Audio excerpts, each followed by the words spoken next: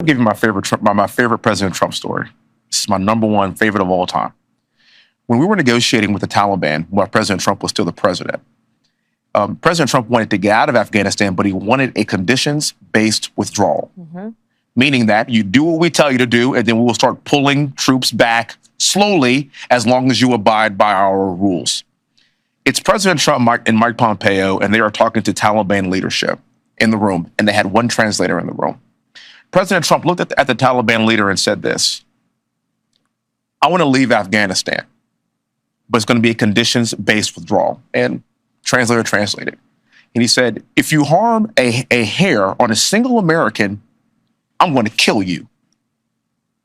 And the translator goes, and Trump goes, tell him. Yes. Tell him what I said. Tell him what I said. Reached in his pocket, pulled out a satellite photo of the leader of the Taliban's home and handed it to him. Shut up. Got up and walked out the room. Sure did. Do you know for 18 months not a single American was killed in Afghanistan? Sure did. That's the definition of strength. That's what I'm talking about. And that, folks, is how it's done. GOP lawmakers wants Trump to end Biden's egregious policy against U.S. gun manufacturers.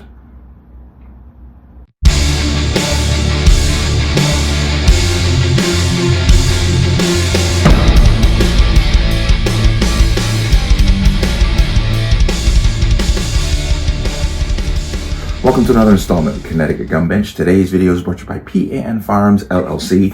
P.A.N. Firearms for NRA certification multifaceted gun training. You can reach us at 203-300-6343 or use our website at www.panfirearmsllc.com. As always, there'll be a link in the description box below. If you like channel, like content, and what I do, you can support me with the link. Everything's appreciated. Remember, this merchandise is available. Another way to support the channel, the link to the online store is down below. Cool merch. Good pricing. Also, I've been getting a lot of notifications, emails, phone calls, direct messaging that people who are subscribed to my channel are not getting their notifications. I've suspected for quite some time that this has been going on. So please check your notifications. I'm not going to go down a conspiracy road with this, but I suspected that something was going on. So check your notifications. If you come across my channel and all of a sudden say, wow, what happened to this guy? Check your notifications, check your subscriptions. It may have been turned off. Just saying.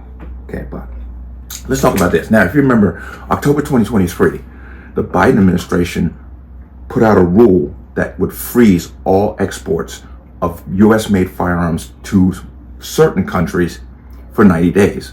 That rule quietly became the norm. Now, GOP lawmakers are asking Trump to rescind that rule. Now, if you remember, Biden did this under his Commerce Secretary, Gina Raimondo. Now we have Howard Lutnick, who is now Trump's Commerce Secretary, and the GOP are coming to him saying, please remove this rule, because what's happening is the money that the gun manufacturers would make exporting their firearms around the world is now being brought back to the American consumer, because whatever the gun manufacturers lose, they'll try to make up by hiking their prices in the U.S. But this is a good thing so far, but I expect it to be a positive outcome because I think Trump will be fully on board with this.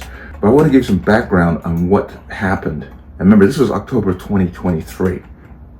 And this is coming from the NRA ILA.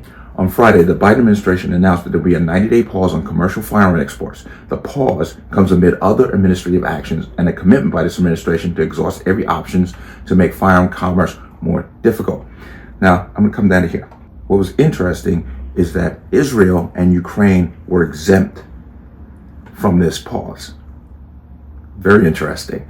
But now, let me go ahead and come over here. GOP lawmakers are asking that the Trump administration remove that rule. As I said, I don't know why they wouldn't, but Republican lawmakers are asking the Trump administration to end the Biden-era rule restricting the sale of American-made firearms overseas. The Bureau of Industry and Security, an agency under the Department of Commerce, issued an interim final rule titled The Revision of Firearm Licensing Requirements in April 2024 to place more restrictions on the sale of firearms to individuals and organizations in foreign nations. This rule made no sense because all it was designed to do really was to hurt the pockets of the gun industry. rules for buying firearms in other countries, especially Western nations, is not easy.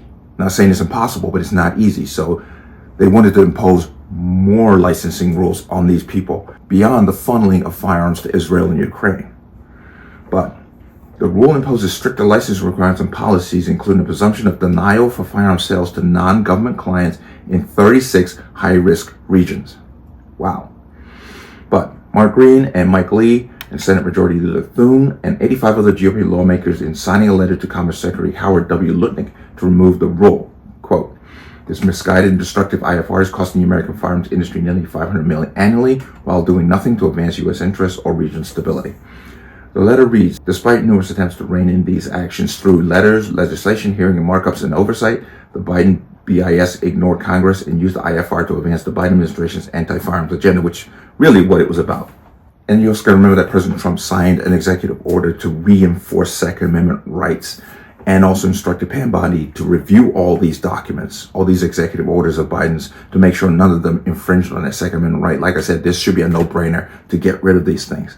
Rep. Green said the Biden-Harris administration's interim final rule on issuance and renewal of export licenses for certain firearms, related components, and ammunition has lasted almost a year. It's supposed to be a 90-day pause. With the confirmation of Secretary Lutnick, I trust that this interim final rule will come to an end. BIS actions cost American firearms manufacturers over $500 million annually. It's time to end this attack on the Second Amendment, and I look forward to immediate action from the Department of Commerce. Senator Lee said, for too long, federal agencies tried to constrict our Second Amendment rights indirectly, in this case by hurting law-abiding gun manufacturers by severely limiting their ability to export firearms. I look forward to the Trump administration rectifying this unjust rule pushed by Joe Biden. And as I pointed out, the rule inhibited the firearms industry's ability to earn a profit by selling to customers overseas. That's the whole point. This makes it harder for gun companies to maintain competitive pricing while innovating their products. The higher costs are passed down to consumers, presenting yet another obstacle for those seeking to exercise the right to keep and bear arms. Let's go ahead and come out of that. But why should we be surprised? Democrats have always been on this road of restricting Second Amendment rights. This is their thing. This literally, you can almost say it's the foundation of their entire party and their platform, is to disarm law-abiding Americans, not the criminals, because they never make rules against the criminals. Look at the lawsuit that Mexico filed against the U.S. gun manufacturers. Attorney generals in the United States supported Mexico suing America. This is what America last looks like, and they're fully on board with it. But like I said, this should be a no-brainer. It should just simply go away. It has done nothing but hamper the commercial rights of the gun manufacturers, and they're just using every angle they can to restrict that right. Any and every angle. We're seeing them come out the woodwork with nonsense left and right, not only at the state level, but at the federal level also. So they'll try anything. We know this. But this should go away. Hopefully it will go away. Hopefully Trump will just tell Lutnick, yeah, let's just do away with this stupidity and let the gun manufacturers flourish and let them do what they do. Mexico's problem with violence is Mexico's problem with violence. They maybe need to address that instead of coming over to this country telling us what we need to be doing when they can't even control their own country. Just saying. But let me know what you think. As always, you can leave your comments in the comment section below. And as always, any statements of violence or statements that lead to violence will be removed. Please like, share, comment, subscribe. Don't forget to hit that notification bell so you're notified the next time a video goes live. I'm going to see you on the next one. Peace.